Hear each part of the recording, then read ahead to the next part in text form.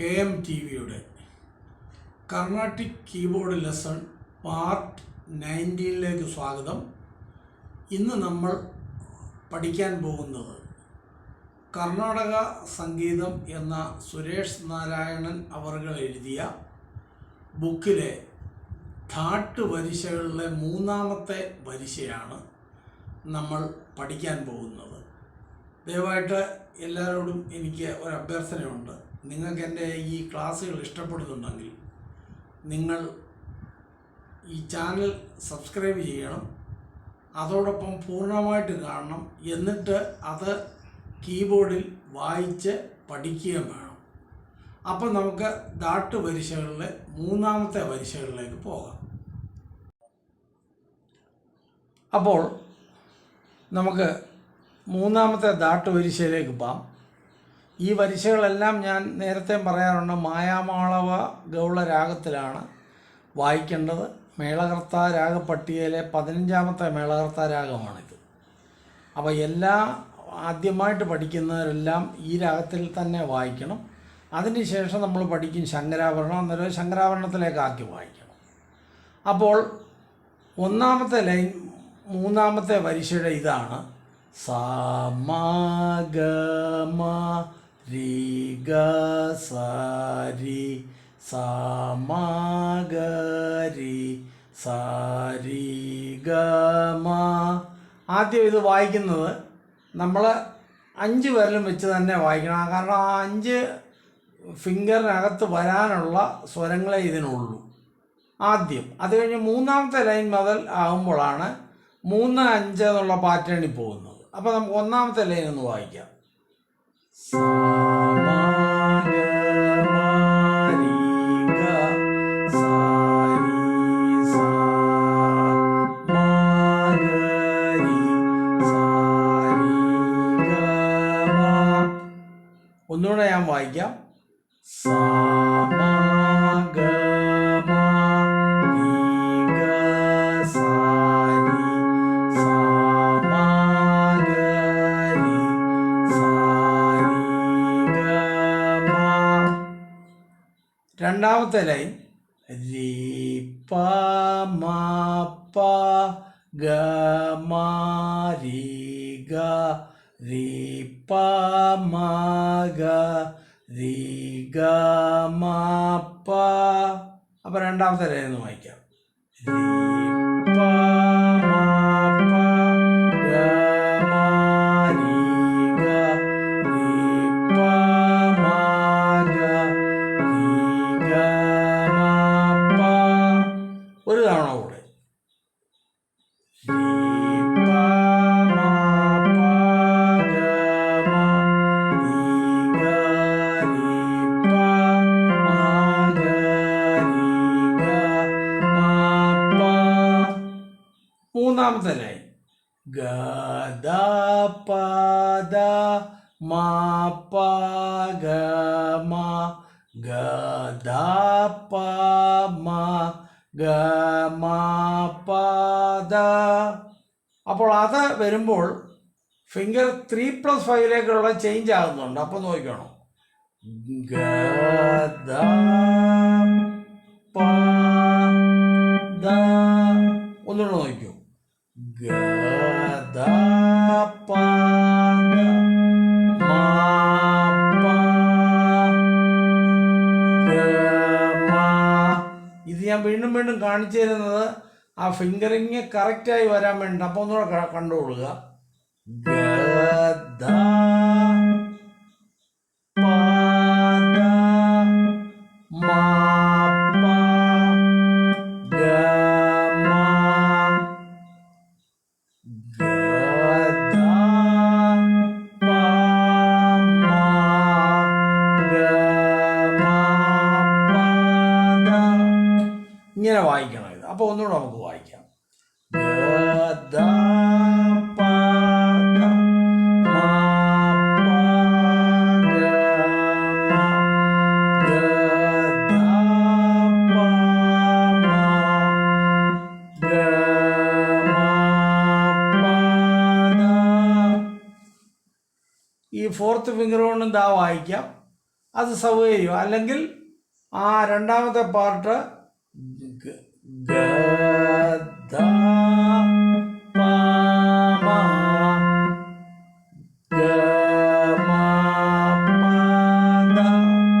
ഇങ്ങനെ വായിക്കാം.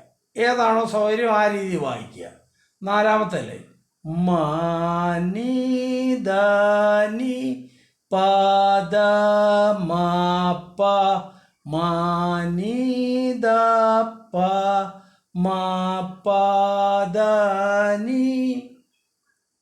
മാനി ദാനി പാദ മാപ്പ മാനി ദപ്പ മാപ്പാദാനി. ഒരു തവണ കൂടെ മാനി ദാനി പാദ മാപ്പ മാനി ദപ്പ മാപ്പാദാനി. അപ്പോൾ അടുത്ത ലൈൻ, അതായത് അഞ്ചാമത്തെ ലൈൻ പാസാനി സദാനി പാദ പാസാനി ദ പാധാനി സ പാസാനി സദാനി പാദ പാസാനി ദ പാധാനി സ.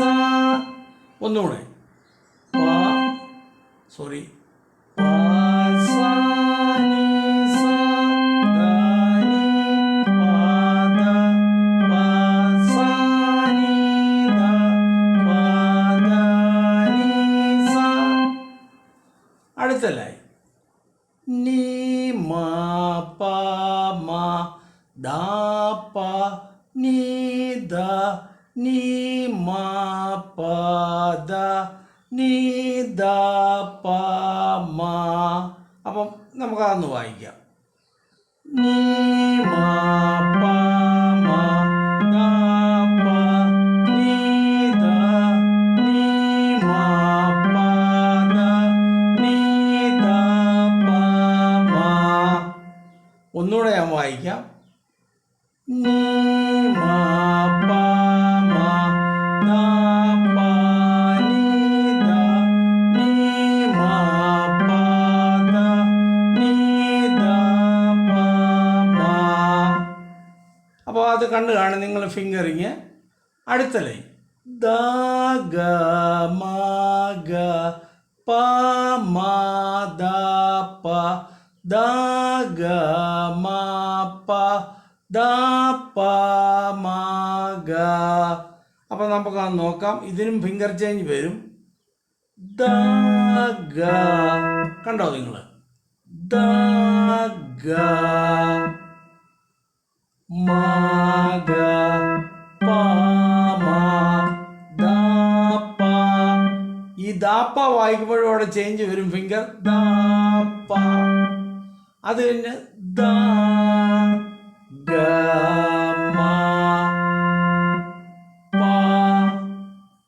ദ പ. അപ്പം ഇതാണ് എൻ്റെ വ്യത്യാസം ഫിംഗറുകൾ. ഒന്നുകൂടെ ഞാൻ വായിക്കാമത്. ദ ഗ മ ഗ പ മ ദ പ ദ ഗ മ പ ദ പ മ ഗ. അപ്പോൾ അവിടം ഒരിച്ചിരി ടഫായിട്ട് വരും. എങ്കിലും ഒരു തവണ കൂടെ ഞാൻ കാണിക്കാം. ദ ഗ മ ഗ പ മ ദ പ ദ ഗ മ പ ദ പ മ ഗ. അപ്പോൾ ഫിംഗറി വീണ്ടും നമ്മുടെ മധ്യസായിലെ സായി വരും. അത് കഴിഞ്ഞാൽ പിന്നെ എളുപ്പം അടുത്ത വായിക്കാൻ. പ രി ഗ രി മ ഗ പ മ പാരിഗമ പാമഗരി. ഇത് നമ്മുടെ സാ മുതൽ പാ വരെയുള്ള 5 ഫിംഗർ പാറ്റേണിൽ ഈസി ആയിട്ട് വായിക്കാം. പാരിഗരി മാഗ പാമ പാരിഗമ പാമഗരി. ഒരു തവണ കൂടെ വായിക്കാം.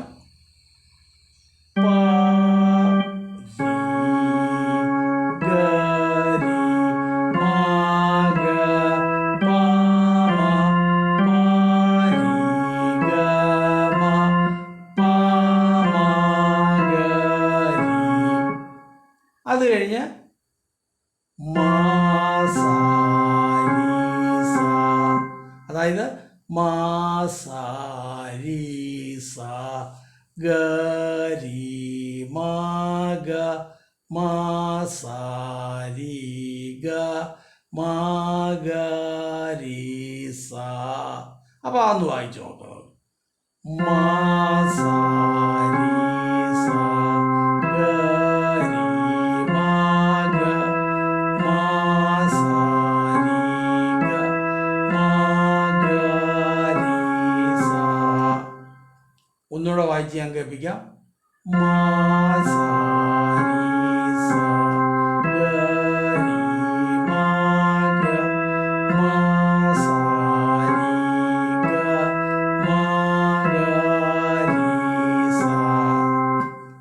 അപ്പം ഇങ്ങനെ ഇതിനെ കൈ ഫിംഗർ പാറ്റേൺ കറക്റ്റ് ആക്കിയതിന് ശേഷം പിന്നെ നിങ്ങൾ വായിക്കുമ്പോൾ ഇച്ചിരി സ്പീഡിൽ വായിക്കണം.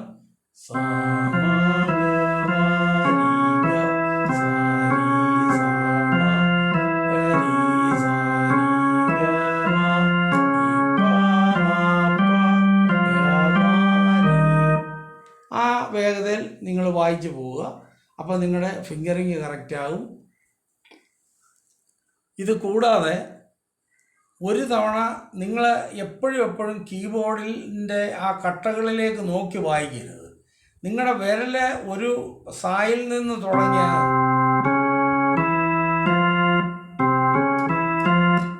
ഈ രൂപത്തിൽ ഏത് ഫിംഗർ തൊട്ടാൽ ഏതായിരിക്കും എന്ന് നിങ്ങൾ അറിയും. അത് തന്നെ കിട്ടുന്ന ഒരു എക്സ്പീരിയൻസ് ആണ്. നല്ലപോലെ അത് വായിച്ച് പഠിച്ചു കഴിയുമ്പോൾ നിങ്ങളുടെ കയ്യിൽ വരും. അപ്പോൾ ഈ മൂന്നാമത്തെ എക്സസൈസ് താട്ടുപരിശയിൽ നിങ്ങൾക്ക് മനസ്സിലായി എന്ന് ഞാൻ വിശ്വസിക്കുന്നു. ദയവായി ക്ലാസ് ഇഷ്ടപ്പെടുന്നുണ്ടെങ്കിൽ നിങ്ങൾ ലൈക്ക് ചെയ്യണം, കമൻറ്റ് ചെയ്യണം. അതിലുമൊക്കെ ഉപരി നിങ്ങൾ സബ്സ്ക്രൈബ് കൂടെ ചെയ്ത് സഹായിക്കണമെന്ന് ഞാൻ വിനീതമായിട്ട് അഭ്യർത്ഥിക്കുകയാണ്. അപ്പോൾ അടുത്ത ഒരു ക്ലാസ്സുമായി നമ്മൾ കാണുന്നിടം വരെ ഞാൻ അജയ്കുമാർ നിങ്ങളെല്ലാവരോടും തൽക്കാലത്തേക്ക് വിട ചൊല്ലുന്നു. നന്ദി, നമസ്കാരം.